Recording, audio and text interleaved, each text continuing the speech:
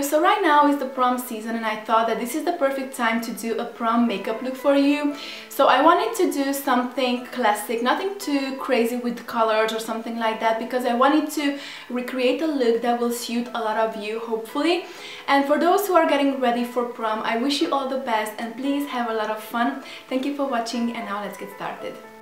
Applying the right foundation for prom, and by the way, for any event on which you will be photographed, I think is very important. So the foundation you're using has to contain no SPF, because the SPF would make your face white on camera.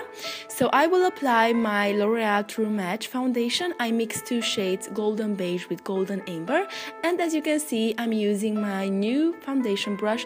This one is from Sigma, the F80, and you can see how beautiful the foundation goes on with this brush. By the way, I've done a video on my favorite brushes, mainly Sigma brushes, so make sure to check that out. For prom especially, you want to look bright and like you're glowing within, right?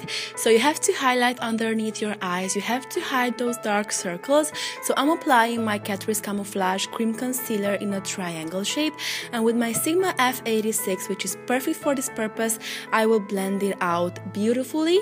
And for the extra brightness, I will apply my ProLongwear Concealer by MAC in NC30, and I will blend it out again with the F86.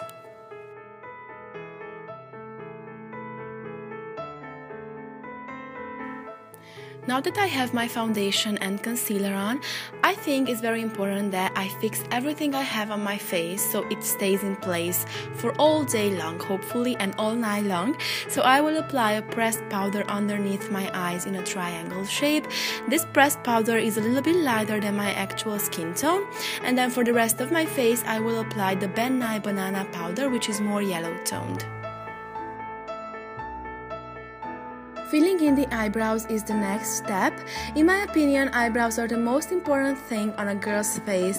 I think you've heard me saying this a lot, but I really think that, if you have beautiful, natural looking, well-defined eyebrows that match your face, the shape of your face, then you have everything. I fill in my brows with this Bourjois pencil in Blonde Foncé, and then I will apply a clear gel mascara to fix my brows. I'll define my crease with the Naked Shadow from the Naked palette with the E35 by Sigma. And you may say that I'm doing nothing, but believe me, when you're doing a smoky eye, it's always very important that you build up the whole look gradually. From the same palette then I will take Sin and I will apply it wet onto the lid, all over my lid with the large shader brush again by Sigma. And I apply it wet because this way, the eyeshadow will come out more vivid and just more pigmented, more beautiful. By the way, I used eye drops for this.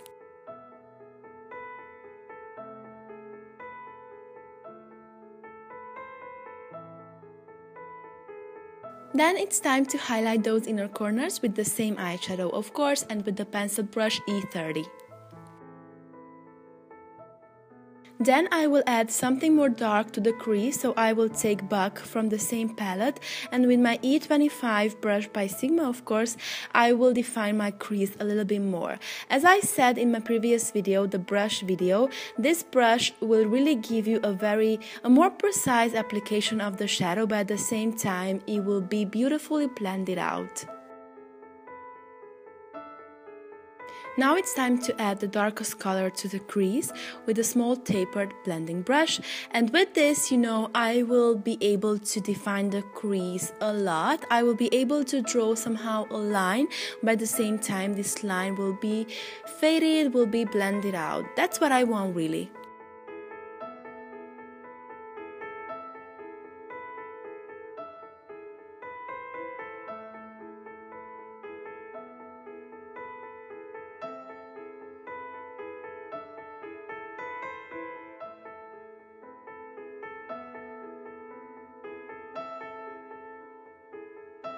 And then, of course, I will soften up the edges a little bit with the E35.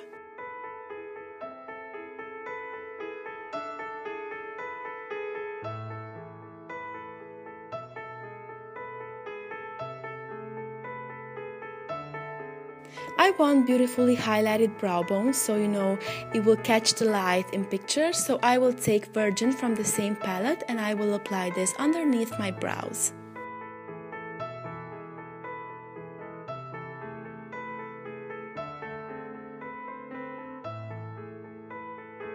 After applying Virgin, a last blend is needed as always. Then I will trace my eyeliner with the gel liner. I think that, you know, this step is very important. The eyeliner will give you that feminine, beautiful, you know, something very elegant in my opinion. And I will do a pretty heavy line just because I want something more dramatic. And as you can see, I do small little strokes here and I will build up the liner gradually. And I will wing it out, of course. I won't do the line from the inner corner just because I don't like that on myself, and I use a Sigma eyeliner brush for this.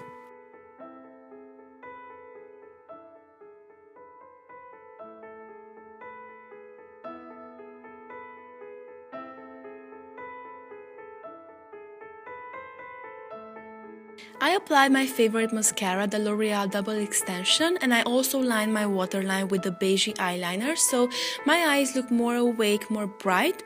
And then it's time to give my face some shadows. I will apply Hoola from Benefit. This is a matte bronzer that will go right below my cheekbones and then up on my temples as well. It's very important that you go for something matte because that looks more natural in my opinion. A shimmery bronzer, oh, that's not good, believe me.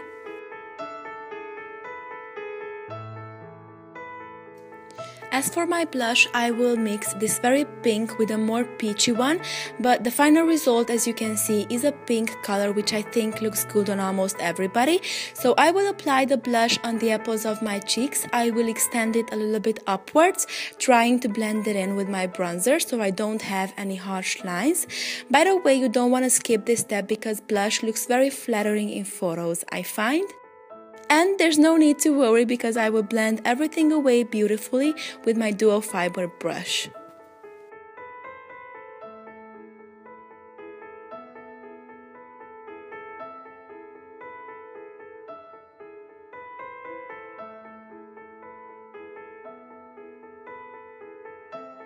Oh, and here comes Mary, the luminizer for that extra glow that will look awesome in photos.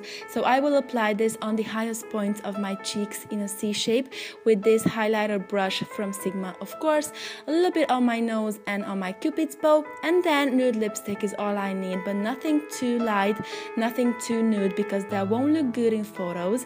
And then I will top it off with some clear gloss, and that's it. Thank you for watching and see you next time. Bye!